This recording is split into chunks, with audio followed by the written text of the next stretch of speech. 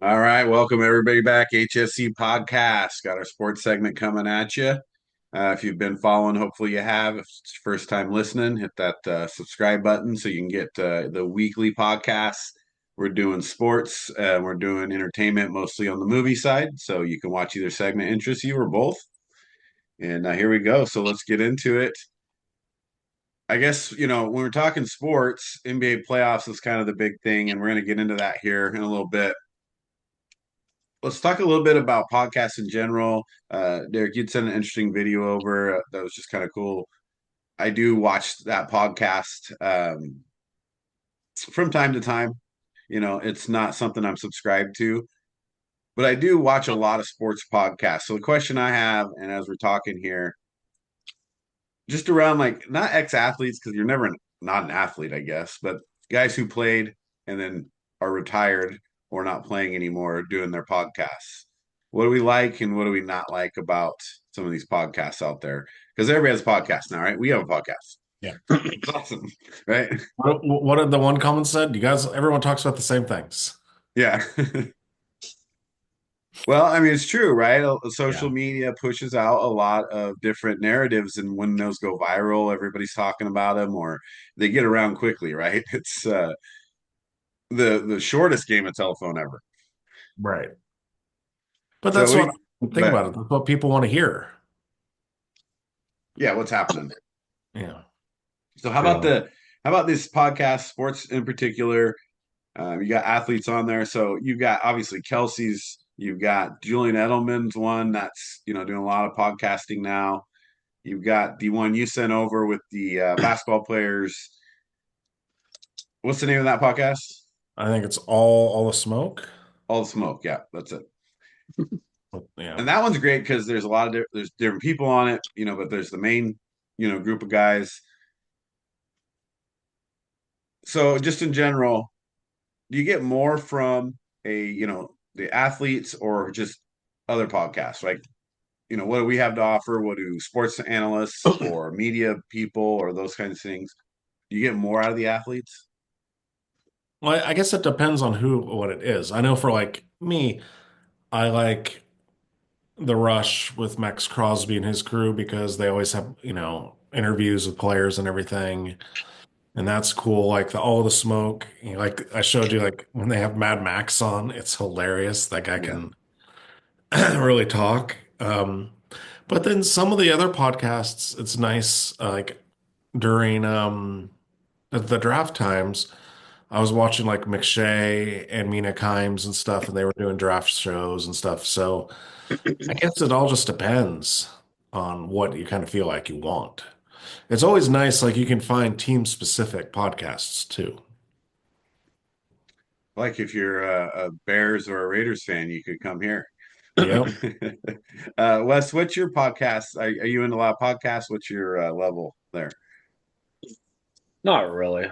I mean, I don't mind, like, I'll just flip through my phone and you get, randomly through AI, you get, little shorts like, we were talking about last week, and I'll just watch that. I don't follow really anybody, especially players, athletes that are, you know, like playing like during the NFL season, you have guys getting on their podcast after they, you know, don't play well and make excuses. Now, It's yeah, interesting because you brought up Jalen Brown earlier, and I think Derek looked up. It was on like a Twitch stream or whatever, but he was showing a play of that happened in the game, complaining about the refs. But what you're talking about, though, I heard of a Celtics fan upset about that, like not on the internet, like talking face to face, which is a whole different thing, right? Because I know this guy's a Celtics fan. We talked a lot throughout the season, and he was complaining about Jalen Brown getting on there and complaining about the refs, and he's like, that's for me, it was that doesn't make me feel good as a fan.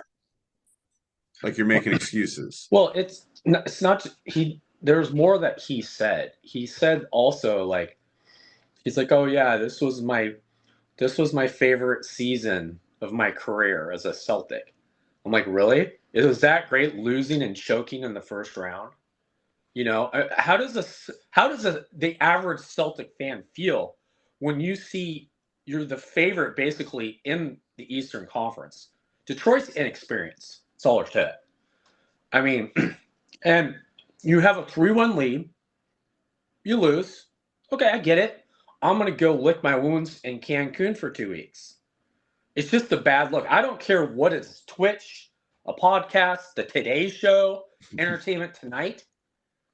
It's the optics are bad. I know that's what players, Michael Parsons does it all the time. I get that's what it is, but you are getting paid $300 million to not look like that.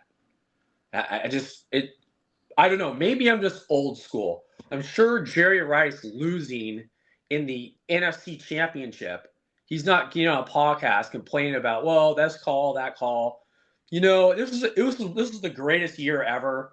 I'm not hoisting the Lombardi Trophy like I've done like 4 times, but it's just dumb. Yeah, I mean, there's a new digital age that we got to deal with too, right? Everybody has access right after to long term. I mean, you hear stuff like reporters, and now we have the reporter scandals. Maybe they're sharing information. Like information's always out there, and they're always going to do this now. I guess the question is, it's like, does do they have a right to fine him for that? Like, what's your guys' thoughts on that? Should he be paying a fine for what he did? Did he get fined? Oh yeah, well, you can't disparage the refs. That's the fine. Yeah, so Well, the guys who he, make he crappy calls, you can't say anything about it. No, but that's the way it's No, always I been. know. You can I know. never say anything bad about the refs in public. yeah, he complained about the offensive fouls, like in Game 7 against him, and then he complained about Embiid flopping.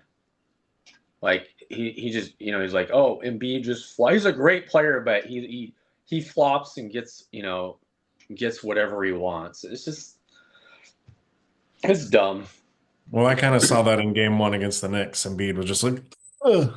He's always been. What's annoying about Embiid is he's such a great talent. He could do so many different things, but if he didn't fall down so much, he probably would have a really great career. Maybe that's why he's I've been always saying hurt. it for 4 years. You are 7 foot and you're a big man. You can't throw your body all over the place. Your career's gonna end quickly. You're gonna be like Brandon Roy on steroids. Like your career is you're gonna be done. Yeah, he just only plays a few games though each year, and that's what gives him more years. Yeah. He only plays for the playoffs.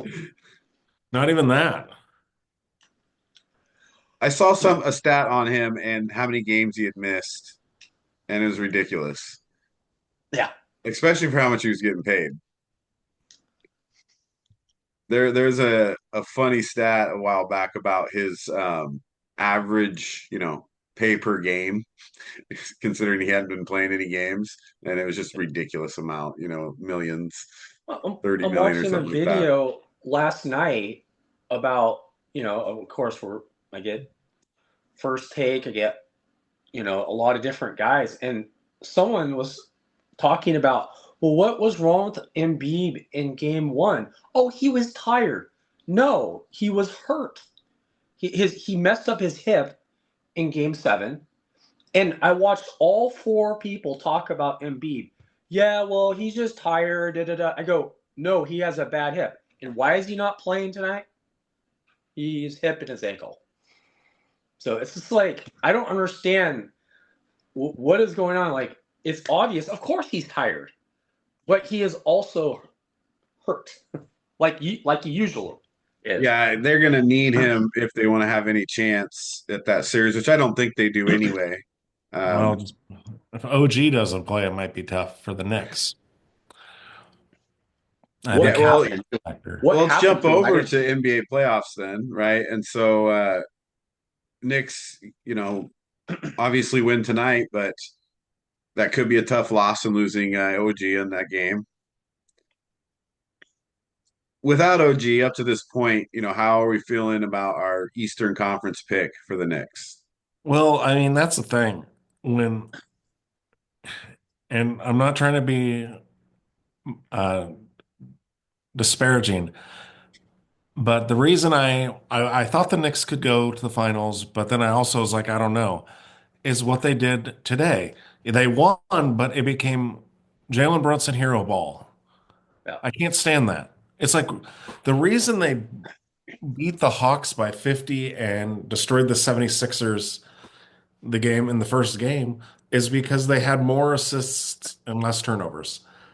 But then when OG went out, it became all of a sudden, okay, Jalen Brunson's going to do something. Right. And then Miles McBride's, or not Miles McBride, Mikal Bridges. yeah, Michael Bridges. Like he, for a while there in the past, has been the guy that was taking up some of the slack if OG was missing and OG was hitting, and they were going kind of going back and forth as those scores. He doesn't seem to be there in that right now. Well, I think if what I was think is if you can get OG to have 20 or Bridges to have 20 and the other have 15, you're going to win the game. And I think they did that. I mean, Bridges has probably averaged like 18 because he had 18 today. OG had 24. Yeah, that's a good mix for them. But if OG's out, right, Right. that's the Then it's going to question be is, McBride and Hart have to step up. yeah, do you have what it takes to fill that gap?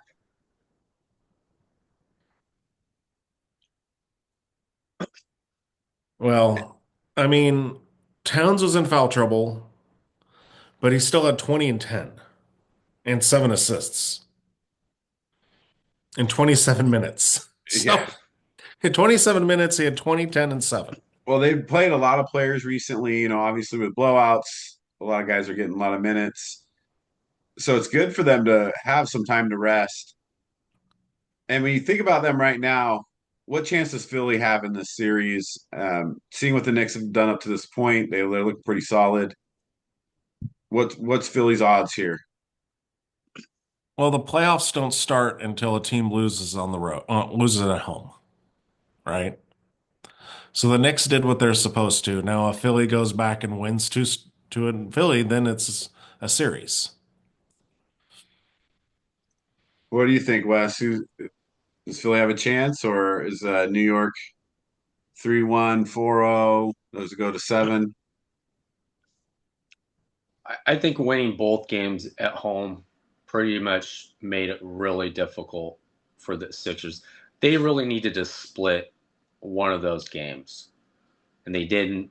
Now, the Knicks have the leverage. They kind of just lean on the Sixers. Okay, maybe it goes 6 games, but I bet you the Knicks win one of those games in Philly. And that just puts a little bit too much pressure. And B, I don't. Indeed's not going to be probably healthy enough to really do much in the series. And Maxey, you're applying a lot of pressure to him in the backcourt. And I don't think they really have the role players to deal with Cat. It's interesting seeing that Cat's it's kind of like playing that point, forward position now, taking the pressure off of Brunson. And man, I mean, talk about his efficiency rating in the last 3 or 4 games. It's ridiculous. And so I think it's a really steep hill for the Sixers to climb at this point. You're right. Going down 2-0, even though it's, at home and you're probably expected to win those games, now pressure's on Philly to not lose, right? And if you do split there, you're in trouble. Because then you're, the 3-1 series, especially if it's the first game. Now you're 3-0, and we know how that goes historically. Yeah. Not well, right? So a lot of pressure on Philly. You need Embiid to be healthy. It's interesting because, Cat, you talk about his efficiency. He keeps popping up on my prop stuff for assists all the time. And so it's like, hey, you should be taking Cat for assists. And he's been hitting that a lot. Yeah. And so he's doing a lot with rebounding, assists, and points. Now they're going to start raising it up, though. Yeah, of course. That's the way they do it. But you got to get it before. That's the Yeah. system.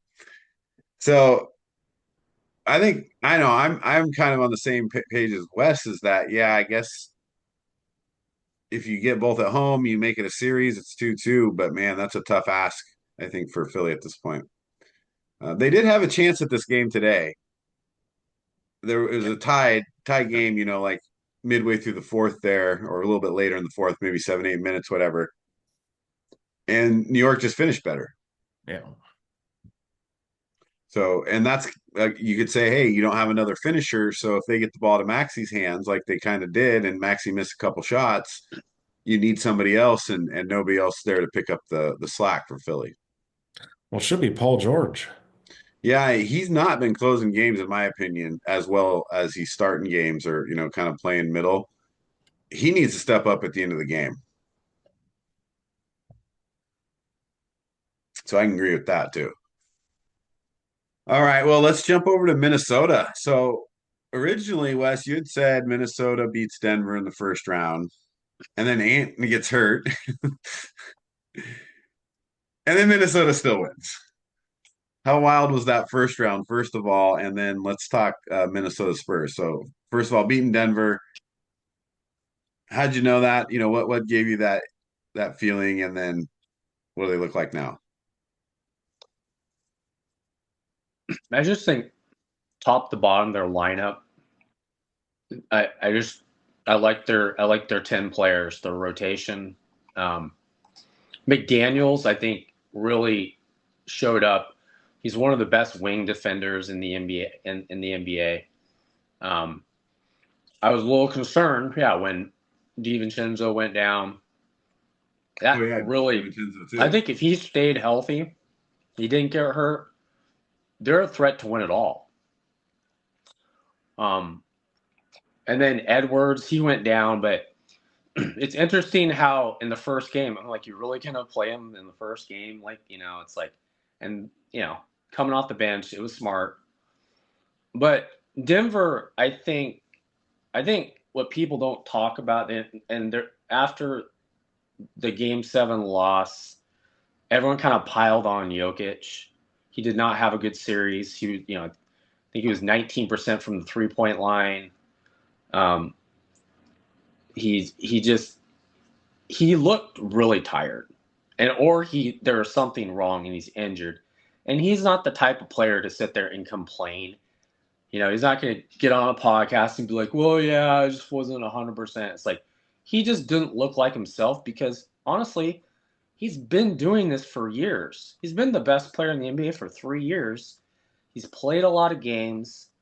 He's kind of like Luka, he's not going to win a bodybuilding contest.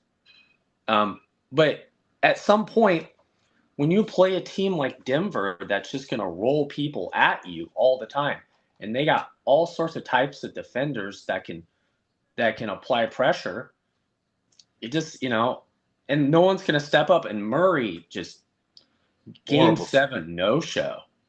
He didn't look right either. It's like they almost gave up in the seventh game. Well, Jokic played a lot of minutes, just regularly. And he does so many things with the ball in his hand all the time, rebounding, assists, kind of playing that point center. Yeah. So I could see him getting tired as well, even early in the playoffs. I don't think it matters just playing that many minutes. They need a real good backup. I know they got, Valanciunas or whatever his name is, and they need a better backup for him. Yeah. But just the commentary after the series was annoying. Like, what do the Nuggets have to do to get back to they're the Nuggets, for crying out loud. They won a title. Okay? Like, I hate everyone's idea that everyone has to be a dynasty. If everyone's a dynasty, nobody's a dynasty. Denver is not going to be a dynasty. It's just like, and then they start jumping on these players. I'm like, come on, they won a title in Denver. I never thought that was possible. It's like, come on, stop with the whole. Now the Lakers, okay, they're a big market, but these small market teams, I'm just happy to see Minnesota has a chance here. And what I'm really kicking myself for is when the Knicks lost last year, and I kind of felt bad for the Big Smooth. I thought to myself, it's going to be the Timberwolves and the Knicks. And I did not place that bet. I'm like, what am I doing? But then you said it before the playoffs started, the Knicks had no chance. I didn't say I didn't say they did. I said it was. I just didn't like the way that they were looking during the season because Cat wasn't doing Cat things, and Brunson was the load. And what happened last year is he had to play hero ball and he got tired, and that's all changed now. Well, they didn't look great against Atlanta early. They just turned it on into a different, speed that Atlanta didn't have. But they didn't look great early. I was a little worried at a point where I was like, what's going on here? And then, they definitely pulled through. So just speaking Minnesota, San Antonio, though, now Minnesota gets game one, amazingly. And now you force a split in San Antonio. Most likely, I don't think they're coming back. But what is that a great start? And what's Minnesota's chances now? Edwards didn't look good tonight. And so I know he's coming off the bench again. He's going to have to be more than 80%. He's going to have to play more minutes for them to have a chance. It's I mean, we're talking about Wemby here. I mean, he had 12 blocks in the first game and they lost. But they only lost by 2. Like, I couldn't believe 12 blocks. Well, San Antonio's up 40, dude. Huh? San Antonio's almost up 40 right now. Yeah. Yeah. Yeah. So that's one way. Well, what I'm saying is the first game, Wemby didn't have a good game shooting, and they still only lost by 2. Yeah. So it's like the advantage goes to the Spurs right now, even though they split, because I just don't see how Edwards could play 40 minutes at this point. I think you almost have to rest him and see if he can actually go in a game 4. Yeah, that's an interesting thought process because you watch him play, he's obviously not 100%, but he's so athletic, it's hard to tell versus other players that might be playing a little bit banged up. Yeah, and another thing, it's kind of like another Embiid factor. He almost has to. He's got to be careful. He can't be. You're not going to the rim and challenging people like he usually does. You're gonna have to. You're gonna have to do those jumpers, hit your 3-pointers, because I think he can hurt himself again, and then he's out for the whole rest of the playoffs. So yeah, the advantage goes to the Spurs right now. The Spurs really took tonight and said, you know what, we should have won the first game. Right. So, what do you think, Derek?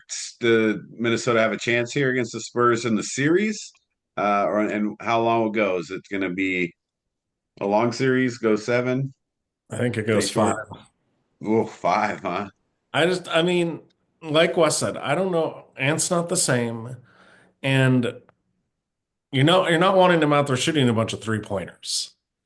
And if that's all he can do, then you're hurting your team. And besides the Thunder, San Antonio is so stacked. Yeah. So I mean, if you look at it, like you got to go Wemby, Fox, and Castle are better than anyone the Timberwolves had besides Ant, right? Feels like that. I mean, yeah, they have players that can do things like Randall can score and McDaniels can play defense and a little bit of a good wing. But you're right. I think in general, as far as the quality, yeah, Ant's probably the only one better as far as an overall player. So that's tough. In 5, yeah. So you're saying counting tonight, they win 4 in a row. Yeah. Wow. I could see that happening. I think it may go six just because Minnesota got that early game and they might get one at home. I'm going to say they get one at home. I like the idea of resting, and then maybe going for game four. Oh yeah, I think after getting you got beat by 40. The Spurs are showing that they're the superior team.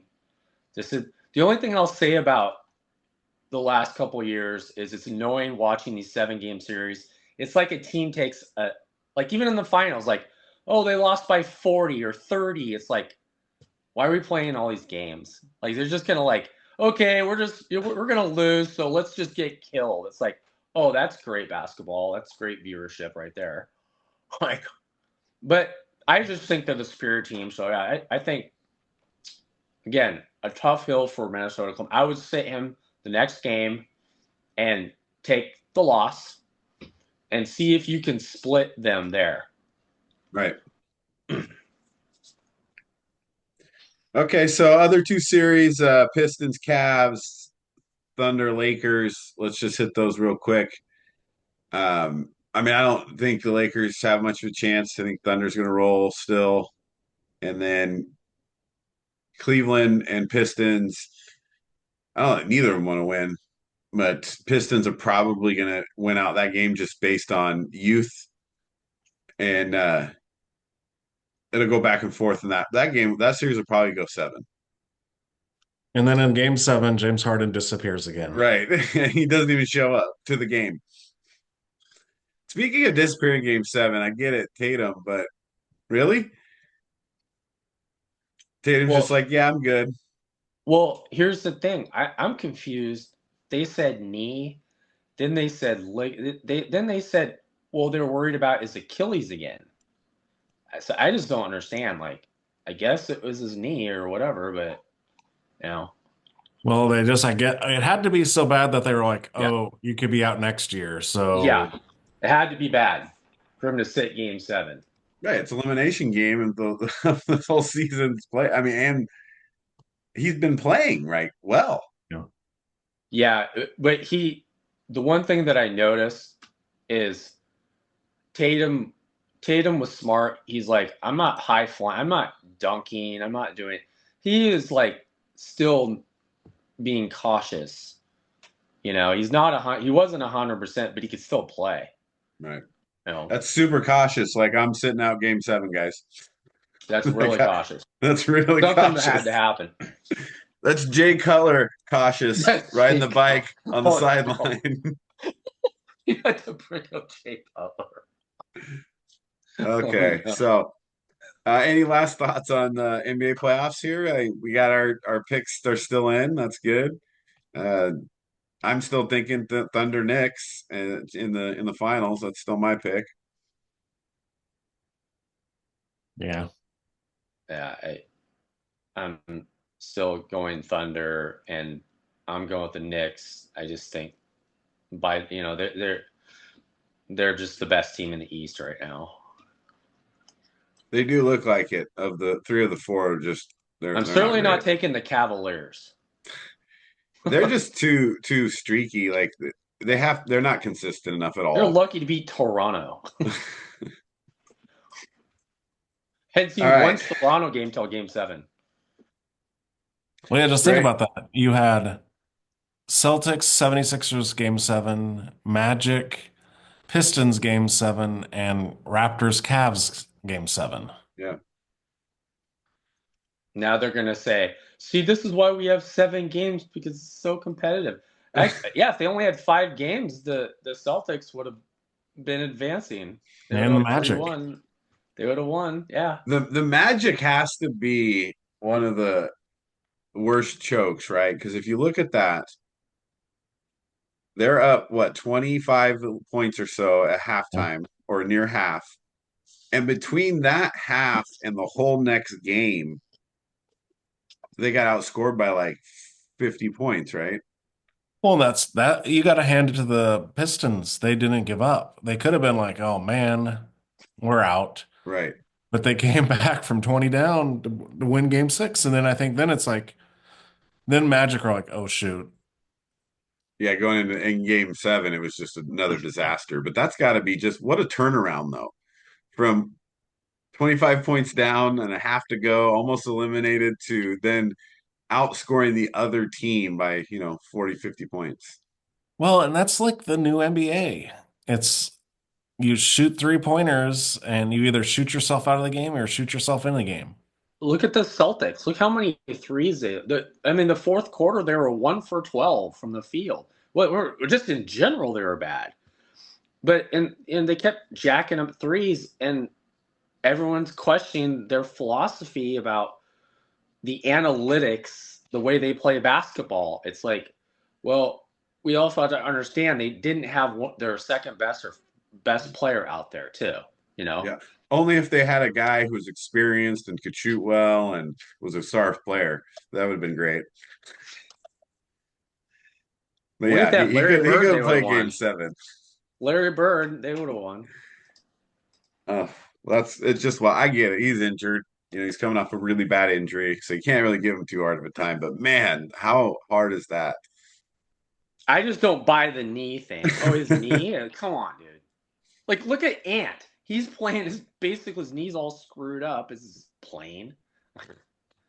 Hey, I don't know. He knew something, so there's a reason he didn't play, I'm sure. But I'm still gonna give him a hard time in my head. But one last thing about I know the playoffs, you know, I actually enjoyed the playoffs so far. The games have been good. The regular season is just not, it's too long. We get that. I just want to see a 2-on-2 tournament like White Men Can't Jump. I want to see Tatum and Brown. Like Yeah, I it's want such some 2-on-2 NBA action here. Like that'd be NBA interesting. Jam. That would be fun to watch. Half court, just half court. Just half court, yeah. But none of this, you got to always take it behind the line. None of this, like, if they turn it over, you can just turn around and lay it up No, stuff. yeah, you have to take it back. Yeah, just play to 21, and then have a horse tournament with like Durant and a bunch of players. Well, I mean, don't they have to come out with a new NBA Jam? They have to. I'm surprised that went away. That was such a good classic game. Well, they have it at like the arcades still. Arcades, they do. Oh, yeah. They have it Yeah, arcade. no. I mean, I'm talking about like, I guess it's just more fun to play NBA Live or than when it came out to 2K, where you got full teams and all the little less arcade-ish. Is that kind of the Yeah. reason? Yeah. So who would you, if any of these teams, who would be Your NBA Jam too. This is a great question. No, don't do that. Oh, Man, that's without time, this is a researchable question, is what it is. Like, this is a topic for another, but instead of thinking our about it, let's top just, five teams? yeah, just grab we'll two do off top top of your 5 head. NBA Jam current players. Yeah, grab two off your head right now, but then we're gonna make this a topic for next week. But if I just had to go right now, I might go Stephon Castle and Wemby for NBA Jam purposes. Yeah. Yeah, or Fox and Wimby, because Fox has handles and can shoot. Yeah, I want that defense though. People underrate the defense in NBA Jam where you can just go up and push them. That's tough, dude. I mean, there's so many out there. I hate to say this. LeBron and Luca. Oh, Luca and LeBron. I was thinking that one too. LeBron. How about Chet and SGA? Yeah. Yeah. Well, Chet would just get killed. Let's not get too deep in this because we'll hit this one. We're gonna bring back a topic. But anybody listening, comment your top two and listen next week. We'll get you our list. All right. Well, we're going to wrap up sports section there. So thanks for listening, everybody. Any NFL topics coming up, don't forget to leave comments on those. But anybody know how many days till the next NFL game? Oh, no, I don't. I don't either. So somebody could figure that out. But it can't be that far, right? I think like maybe like 120 something. I was thinking about right before, we started, but I didn't have time to check it. And you're talking to like the preseason? Yeah, just the first NFL game. The Hall of Fame game. Hall of Fame game. What do we got? Like 90 days. This is That's no, about come on, 90 days. 2026. I mean, what? Yeah, 3 August months. 6th. Today's May 6th, so it's like That's gonna be 90. like, yeah, 90 days or so, right? Yeah. June, July. Yeah. Well, All probably right. like 120. Right? Well, how many days? Come on, AI. This is a Google question. Like, how can AI not have this right What up is top? going on? Where's my here? How many? I mean, I am in the command center. 92 days. 92 days. There you go. So good job, Wes. And it's the Cardinals against the Panthers. Oh God. You never know. That's the Hall of Fame game. We could get 200 yards from Jeremiah Love. No, because it's a preseason game. Because it's Kuechly and Larry Fitzgerald. Oh, okay. I guess all right. Gotcha. All right. Well, don't forget to subscribe and like. Thanks for listening. We'll see you next time.